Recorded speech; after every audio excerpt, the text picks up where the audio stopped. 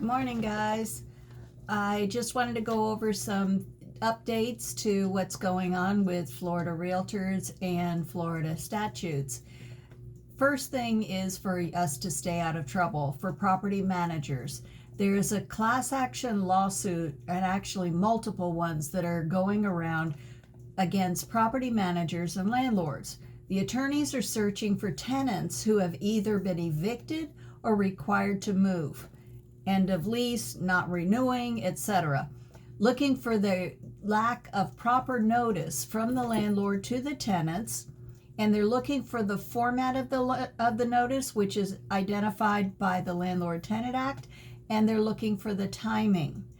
They're looking also to see claims against security deposits that are not substantiated by expense invoices. So basically, the landlord or property manager is saying, we're keeping the security deposits, and they're not identifying for what causes. And they need to substantiate it by providing invoices that show that the amount that they're claiming is justified.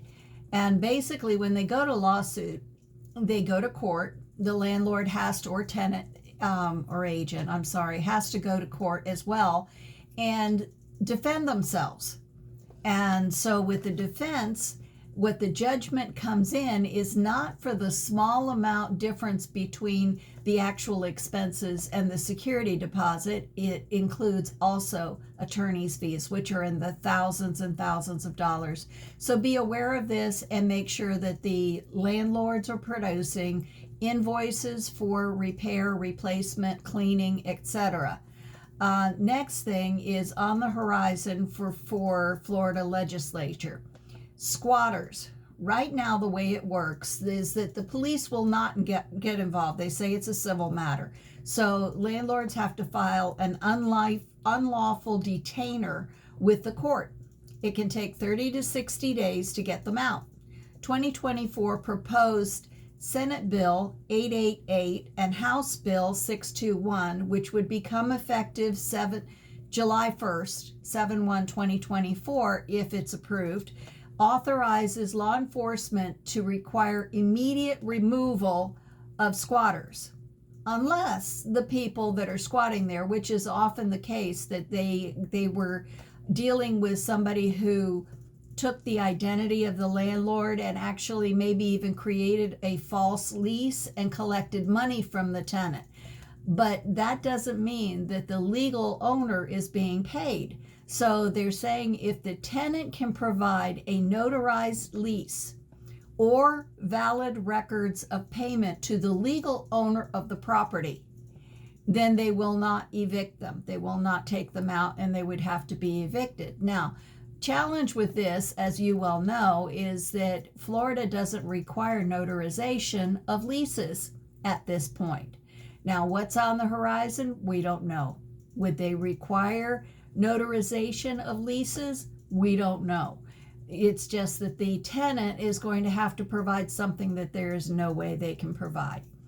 So there is, next one, are tenant issues with the Senate Bill 64 and House Bill 31, requiring that rent increases up to 30% per lease renewal will be the cap. That they're trying to make it so that the landlord cannot just arbitrarily keep increasing rents to exorbitant amounts unless they're justified. Now, that 30% cap goes away if the increase in taxes, insurance, expenses to the landlord go up more than 30%, and then it is justified. They're also now going to be requiring landlords to provide AC, which is more of an issue if there is no AC, and they would be required to put it in. Right now, all that's required is heat, but they're looking at, now these are not approved, they're looking at making it so that the landlord would have to fix any AC that is in the property, or if there is nothing in the property, make sure that there is working AC. They Also, revising the required notice to a tenant before a landlord can terminate a rental agreement, authorizing a landlord to terminate a rental agreement or bring action for noncompliance even if a tenant provides partial payment of past due rent. Now, right now, if the landlord gets part of the rent and accepts it, he has to go back to notifying the tenant all over again if there's a late payment or non-payment of rent, because he's accepted a portion of it. That goes away and allows the landlord to go after the tenant and have the tenant removed, evicted, because he didn't pay the full amount of the rent. And it changes the wording of a 3-day notice to vacate to state the remainder must be received within 15 days, or that 3 days from those 15 days is in place and they have to leave. The HOA regarding the homeowners association, there's a Senate Bill 1234, love it, and a House Bill 627, which would require sellers of properties in an HOA do the same type of disclosure in the contract as a condominium seller. And right now, condominiums are required, the sellers are required to provide the condominium documents within 3 days of effective date, and to give the budget, the recent financials, etc. But in an HOA, it's up to the tenant or the buyer right now to look all this information up online. Unfortunately, the budget is never recorded, and neither are the rules and regulations recorded. So there is no way that the buyer of a property in an HOA would have access to all of this information. And so this change is a really, really good one, and one that I've been pushing for years. So I'm looking forward to seeing that one coming out, should this be passed, and I don't see any reason why it wouldn't be. On the condo end of the spectrum, now you have Senate Bill 1178 and House Bill 1021, making it a change in the number of units in a complex that is required for the condominium to have a condo website. And so it was 150 or more units that were required to have these websites. Now they're saying 25 or more units in the condominium. They have to have a condominium website on which they are posting the condo docs, the rules and regulations, any inspections, especially the structural inspections, so that a buyer has the opportunity to access this information without waiting for the board to provide it to them. Next is Senate Bill 278 and House Bill 979, which will not allow the association to charge for estoppel letters. Attorneys can still charge to write them, which attorneys will, but the associations themselves cannot charge the fees that they're charging for these estoppel letters. They're also looking at limiting application fees and security deposits that can be charged to tenants. Florida Legislature is looking at making homestead exemption greater. Now, this increase would require a vote of the citizens, and the vote will go in 3 parts. Right now, there's $25,000 of the first $50,000 in value is exempt from taxing. And then there's another $25,000 of value over $50,000 exempt from taxes. Now, back when this all started, there were actually properties that could be bought for $50,000, and over $100,000 was a more expensive property, which is really, really not in keeping with what's going on right now in the values in Florida.